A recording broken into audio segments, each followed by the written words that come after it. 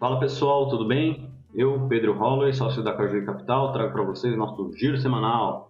Hoje rapidinho, a agenda não tem tanta coisa, da semana que se inicia em 12 do 1 e vai até dia 18 do 1.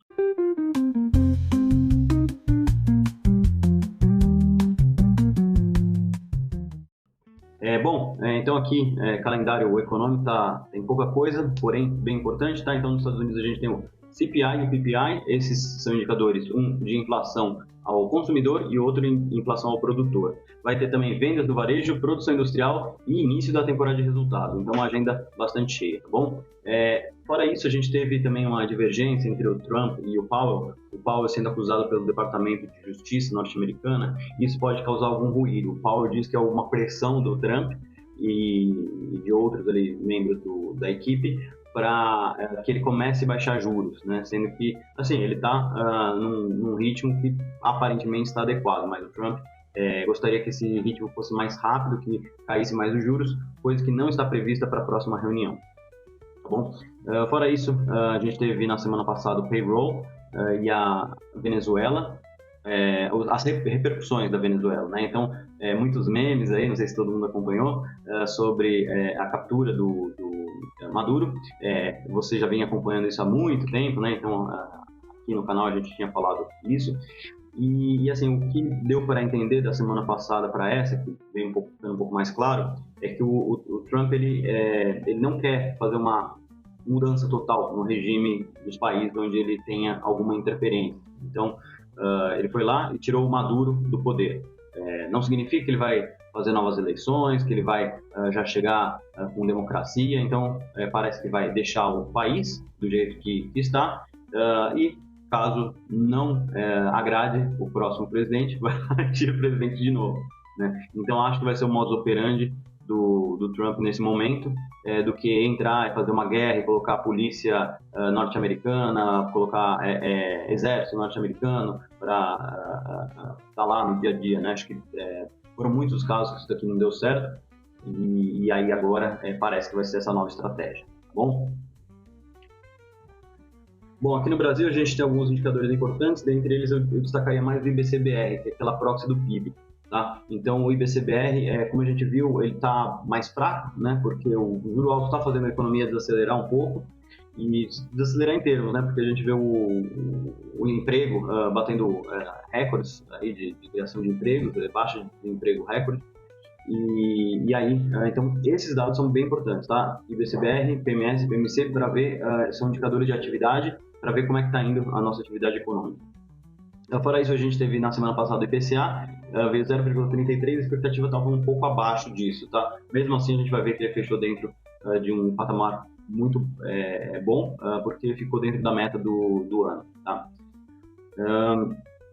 Radar política a gente não tem nada, eu acho que a semana passada foi meio leve, então, como o Congresso está de férias aí, está em recesso, né? Então não teve nada relevante, sempre quando o Congresso está de férias as pautas esfriam um pouco.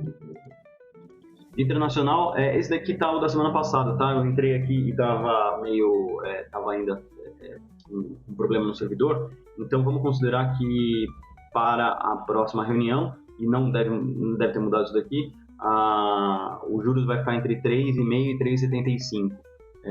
E aí a pressão do Trump é justamente para ter que baixar esses juros agora, sendo que assim, não tem tanto espaço, tá? Então assim, não concordo com o Trump, acho que eu sou mais da opinião do Jeremy Powell, vai diminuindo, tanto é que lá para 29 de abril o mercado prevê um espaço para queda já, então não seria nessa reunião de janeiro, nem na de março, mas na de abril. Lembrando que a gente vai ter troca do presidente do Fed, eu vou procurar saber que data que vai ser, mas eu acho que é lá para o meio do ano, tá? Então, também essa pressão é meio inócua, porque não vai ser o Jeremy Powell no próximo mandato, né? Então, bom, mas o Trump quer acelerar isso daí. As curvas também não teve muita alteração com relação a um mês atrás, eu acho que entramos numa estabilidade aqui, então o mercado precificando esse corte, e aí só isso, e aí depois uma ascendência normal de juros, tá? Brasil, Terra Brasilis, aqui a curva caiu bem, tá? Ela estava mais acima, estava mais afastada do que estava um mês atrás, agora ela voltou a colar, então chegamos em patamares aqui que já estão também um pouco mais estabilizados, tá? E aí é que a gente consegue ver por vários instrumentos aqui, pode ser pré, pode ser a B aqui que eu trago, né? Então a gente vê que os juros caíram bastante na semana passada. Aqui eu coloco positivo, vermelhinho aqui, tá? Então caiu ao longo de vários vértices essa curva de juros, tá? Ainda tem boas oportunidades, tá? Tô vendo aqui, ó, 2030, IPCA mais 7,8, 2032, IPCA mais 7,7. Para a taxa Selic, a reunião de janeiro está muito bem precificada, que não vai ter corte, tá? Agora, a esperança é para 17 e 18 de março, seja divulgado, no dia 18 de março é divulgado, e aí que tem a corte. E daí o mercado está dividido entre queda de 0,5 e queda de 0,25. Aqui, sem boas notícias, né? A Focus saiu agora há pouco. Eu esperava um pouquinho mais de queda já no IPCA 2027, 28 e 29. Não veio nada. Então, o Banco Central vai começar a cortar juros, isso assim, está muito precificado, está todo mundo achando, tem espaço para isso. Agora, quando que ele vai parar de cortar os juros? Eu acho que só quando isso aqui começar a mover para baixo, tá? Essa expectativa de IPCA 28 e 29. Sem isso, o corte vai ser mais leve. Acho que se começar a baixar aqui também o 2028 e 29, daí ele consegue cortar mais juros. Não sei se chega a 2 dígitos, a 1 dígito não, tá? Eu acho que viria um pouco mais aqui, sei lá, 12. Eu acho que iria até mais baixo, tá? Entre 11, 10 e 11, vou chutar aqui. Bom, falando disso aqui, saiu o IPCA na semana passada, mas isso aqui é só para fechar o ano, né? Ele está super dentro da meta. Acho que o que eu destacaria aqui, para a gente ficar de olho para os próximos IPCAs, alta de 0,74 em transportes, tá? Transportes por aplicativos e passagens aéreas. Esse aqui afetou bastante e tem uma sazonalidade aqui da passagens aéreas. Transporte aplicativo, como eu brinco, quando esse daqui está forte, é porque está no dinâmico, né? Saúde e cuidados pessoais também veio forte, artigo para residências forte, que contribuíram significativamente, e o grupo que vem em queda, habitação, 0,33, tá? A gente pode ver por aqui, ó, também.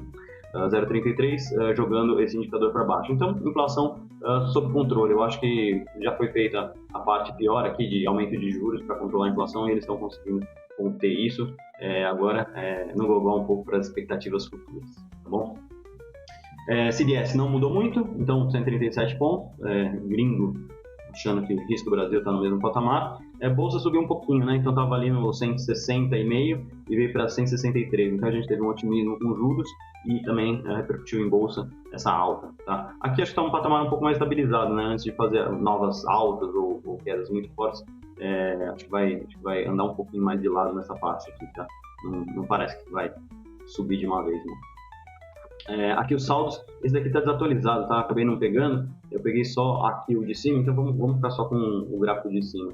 Que a gente pode ver, 2026 está entrando no fluxo, né? E aí, você acha que vai ser de a entrada ou saída de gringo esse ano? Eu acho que vai depender muito da eleição, né? Então, depende se o candidato da Faria Lima e do Leblon for começar a ir bem nas pesquisas, tudo para o gringo entrar e apostar mais em Brasil. Quem sabe também o gringo está mais otimista com a América Latina, dado que a pressão dos Estados Unidos de controle na América Latina. Aqui está muito recente, né, muito pouco, então data de emissão, data de referência 6/1, isso aqui é fluxo de fundos, mas muita gente vindo para a renda fixa, acho que vai ser a tônica do ano novamente. Surpreendeu o FDIC aqui que não teve muita captação, mas renda fixa, 18 bi entrando, e ações e multimercados já continua a sangria que foi no ano passado, tá? Aqui de moedas, esse daqui está um pouco mais estático, eu peguei de sexta-feira, mas só para a gente ver, eu gosto aqui quando vira o ano, que zera tudo, né, em 2026, e aí a gente começa a acompanhar quais aquelas que vão ter maior volatilidade nas commodities. Ouro já começou forte, então seguindo a tendência que foi no ano passado, então já subindo 3% no ano. Bitcoin 2,3%, e aqui o dólar, que o dólar acabou no final do ano fechando um patamar um pouco alto, né, mas aqui está 5,39%, então caindo 1,6%. Beleza?